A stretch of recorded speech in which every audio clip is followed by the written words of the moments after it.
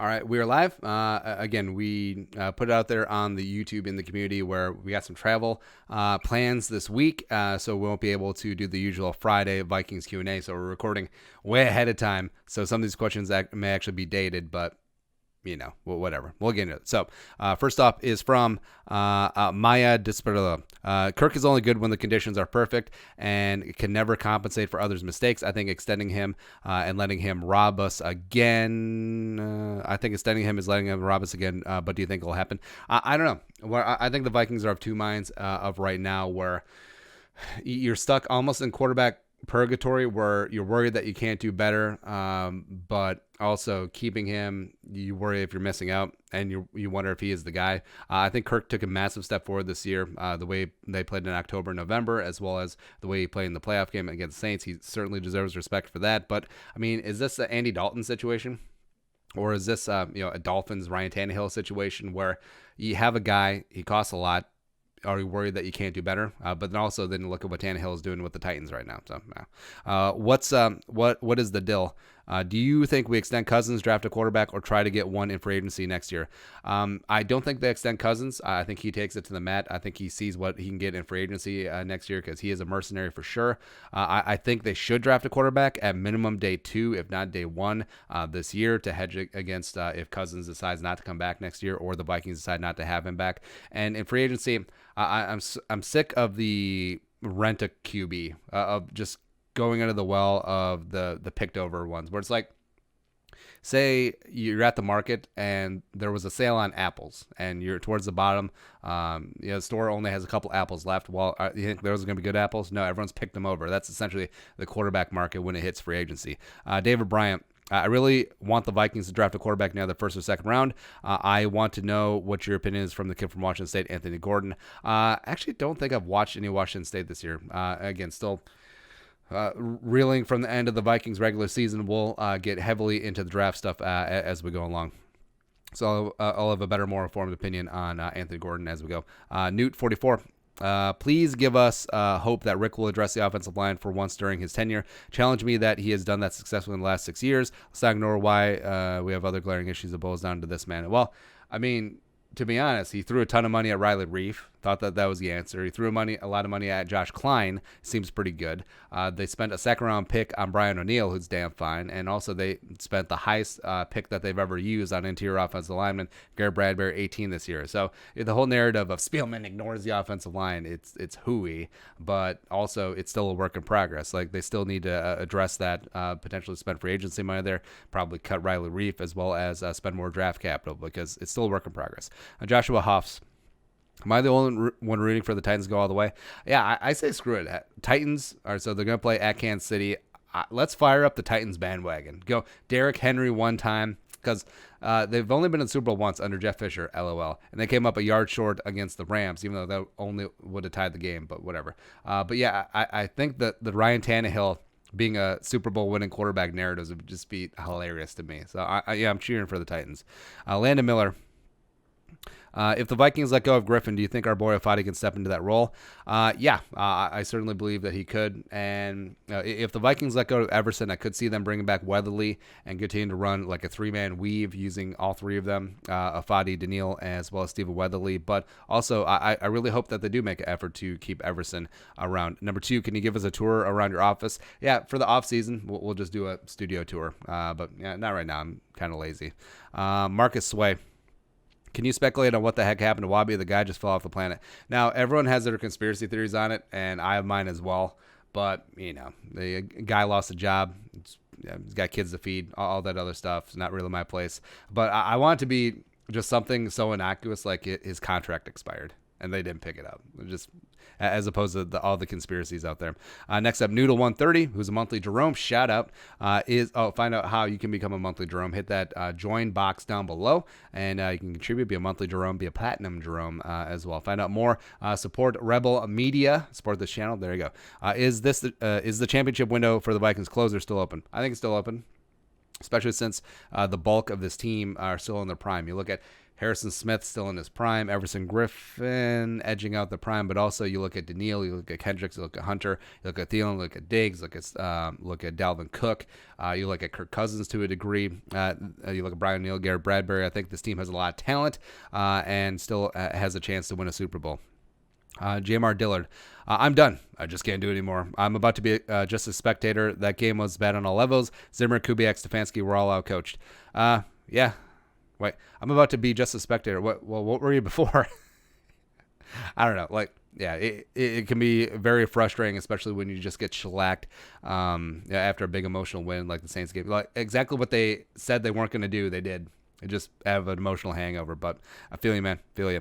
What is the deal? Asks again, how would we fit Slay into the salary cap? Doesn't seem like we have any chance. Well, cut Rhodes, cut Reef. You got plenty of money there. Restructure Barr, potentially. Maybe even Thielen already. Maybe even Diggs. There's always money in the banana stand. Hashtag cap is a myth. AJC. My Vikings playoff system. Going expecting a blowout and clench a string of hope. Otherwise, never disappointed. Yeah, that's like the Vince Vaughn from Dodgeball. It's like I never have goals and I'm never disappointed. Paraphrasing there, but you get the point. It's kind of funny, kind of sad, but also it's fitting for this team. Dan Weems. Very early 2020 record prediction, 12-4, win the North. Let's go. Stephen A. Smith, is Kirk worth the money? If everything ain't perfect, he crumbles or just comes up short. I have a qualified no. But also, if he had built on, or if he had played competently against San Francisco and the Vikings, just wasn't their day, it would really it would make it lean towards yes. So that's where we currently are at. We're just teetering on the knife edge, and still, I mean, it's 2 years into the 3-year deal, so it's like, all right. As Pasco, as Spielman done a decent job drafting, it seems like we haven't hit on enough first rounders during his tenure. Well, first rounders are always going to have about a 50% bust rate, but you look at the talent he has brought in, whether it be good Xavier Rhodes. Let's see. Harrison Smith, he traded back into the first round in 2012 after taking Khalil, so he missed on Khalil. 2013, it was Cordero, Xavier, pretty good for a while. Then Sharif Floyd would have worked out, except he had medical stuff. Anthony Barr was a hit in 2014. Teddy would have been a hit, except his leg fell off. 2015 was Trey Waynes, who was good, not great. I don't know if he gets extended. 2016 was Treadwell. 2017 was Mike Hughes, TBD. I mean, with the ACL, I think certainly put him behind the 8 ball. And then 2019 was Garrett Bradbury. What great success. But I think Spielman's strength is that he is able to seek out these day 3 contributors who may not turn to stars. Like not every 5th-round pick is going to turn to Stephon Diggs, but there's lots of 5th-round picks that turn into David Morgans or Kentrell Brothers or undrafted free agents like Eric Wilson, guys that fill out the bottom of the roster that allow you to have so many high-priced players. And the fact that Spielman and Brzezinski are able to keep a lot of these guys, this nucleus intact, also not have a lot of dead money. I mean, it's respect out to them. I mean, Danielle Hunter is far below market. Same thing with Linval. Same thing with Harrison. Same with Diggs and Thielen to a degree. So the fact that they're able to do that, field a competitive team every single year, and I mean, this is a Super Bowl caliber team. It really is. But I know it's in vogue to talk about firing Spielman. We just did it earlier in the week, but I don't know. Jason 226 tank for Trevor Lawrence next season. Well, here's the thing. We've talked about it's extremely hard to tank. It has to be, everyone in the organization has to be in. And also, if you have an owner, you have to be like, hey, we're going to tank this year. Hey, GM. Hey, head coach. Hey, assistant coaches. You will not be fired after we tank. Right? Because GMs will coach for their jobs, or GM for their jobs. Coaches will obviously coach for their jobs. Also, there's too much pride that they're going to intentionally lose games. Please, that's never going to happen. As well as the players, they want to put on good tape to make sure that they have a job next year with this team or another team. So they're not going to lose on purpose. So it takes a top-down. Like the owner and GM have to be in on it. Like the GM and owner has to pick a coach who is the worst in the NFL. Like maybe the Cowboys are tanking. And then the coach and GM have to field a team that is so biblically bad that they will lose 16 games. And it's hard to do. Like the Bills tried to tank 3 years ago and they made the playoffs. Or was it 2 years ago? One of the two. I mean, because that's how hard it is. To win a game in the National Football League as well as to lose all of them. So it's, what the Browns and the Lions did is a statistical anomaly of how bad they were. Yeah, Dante was on that Lions team, by the way. Also, the Lions' 2 closest games were against the Vikings that year. Go look it up. I think the Vikings won those 2 games by combined 4 points, which is just makes it feel good. Stefan Bayumi, what do you think about drafting Jalen Hurts in the 3rd round, kind of predicting he'll be the next Russell Wilson and is more mobile than Kirk? Well, Hurts is certainly more mobile than a lot of quarterbacks, but I'm still not sold on him as an NFL passer. Maybe I can certainly change my mind. I think he looked great in the college game. Of course, we know Lincoln Riley has put back-to-back number 1 overall picks in the league, and Baker Mayfield and Kyler Murray, respectively. But I don't know. I still think when Hurts left Alabama, like he was a great college quarterback, very mobile, can run the ball, but I mean he has arm strength for sure. Except can he have NFL accuracy? Now he looked a lot better in Oklahoma. If he gets with a quarterback guru this offseason into the draft season, like George Whitfield or something, I could see his draft stock rising, especially if he has a phenomenal pro day, which they all do, and it checks out the combine. He's got the size, he's got the arm. I mean, if he's there in the 3rd round, I certainly would be interested, especially if the Vikings had sutured up offensive tackle, probably cornerback as well. So I am an advocate for the Vikings bringing in a quarterback project, so we'll see here. Tori Hansen, who are your top 5 picks to become Vikings new offense coordinator now that Stefanski is gone? Not my favorites, but I think betting wise, I think that they want to keep the Kubiaks in the fold. So I think that, it's Friday, technically, and I'm recording this on Sunday night, so new OC may be already hired, but let's see if we can do revisionist history. I don't think they bring in like a Jay Gruden, who Zimmer has a lot of familiarity with, or a Hugh Jackson, because I think they would clash with the Kubiak. Same thing with Pat Shurmur. So my betting favorites would be Clint Kubiak, Rick Dennison, Brian Periani maybe, or outside hire, Greg Knapp, who's the quarterback's coach for the Falcons right now. Traveler. We're not changing a head coach or quarterback next year. What supporting cast changes need to happen to take us from good to great next season? I think offensive line, going all in on offensive line, get a penetrating 3-tech, as well as trying to rebuild that cornerback room. I think those are the 3 main areas to address. Jerome Shalom, you going to Branson, Missouri?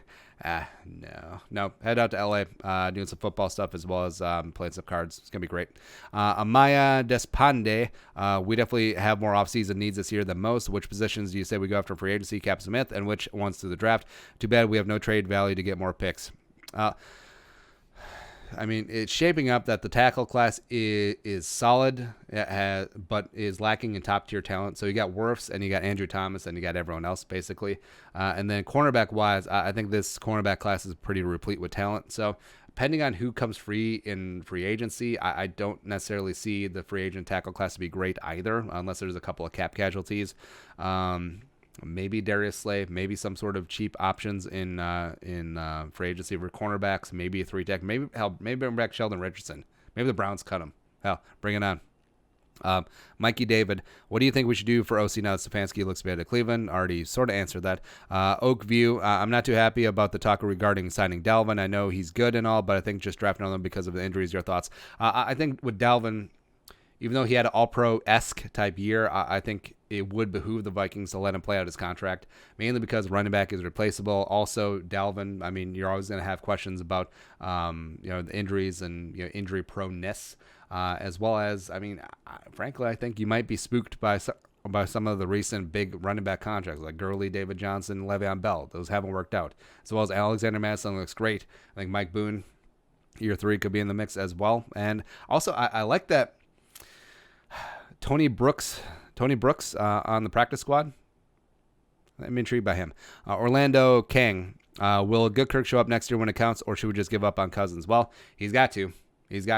And maybe Kirk in a contract year, maybe after getting the confidence of getting a playoff win, maybe he'll just not give a fudge, because angry Kirk is good Kirk. Mr. Miller, since the Vikings are dead, who do you want to win the Super Bowl? Well, it would have been the Chiefs. Well, Chiefs are still alive, aren't they? Titans will be hilarious.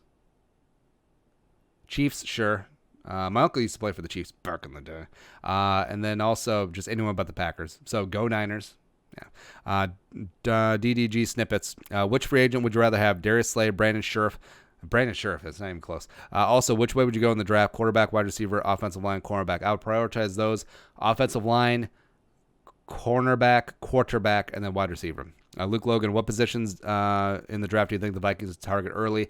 Offensive line, 3-tech, cornerback, quarterback. Sion Aonga, do you think Zim should be fired or just demote the defense coordinator? Maybe go for a younger head coach.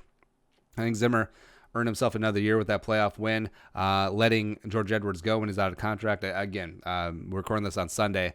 We'll find out more what's happening with Edwards. He maybe head to Cleveland, so we'll know there. And also, the Vikings may have already named their new defense coordinator. My money's on Adam Zimmer. I think he gets promoted up there.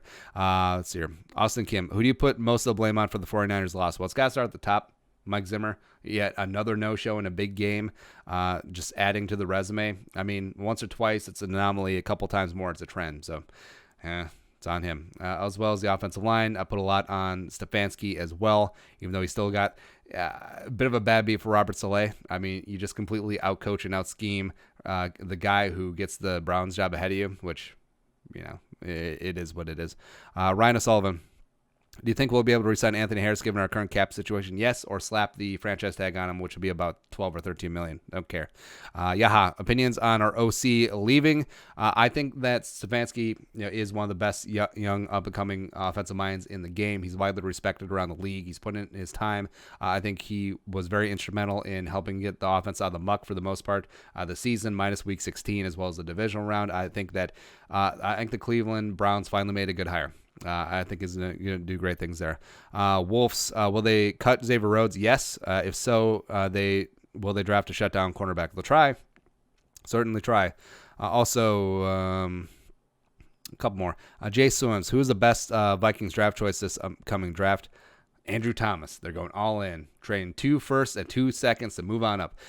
Jonathan Cucci, Derrick Henry looks bigger than most tight ends. Yeah, he is huge. He is a load. He's remember Brandon Jacobs from the Giants Super Bowl runs back in the day? Yeah, him. Was Brandon Jacobs on the Super Bowl teams? Might have been on the first one. Gage Sandin. So Clint.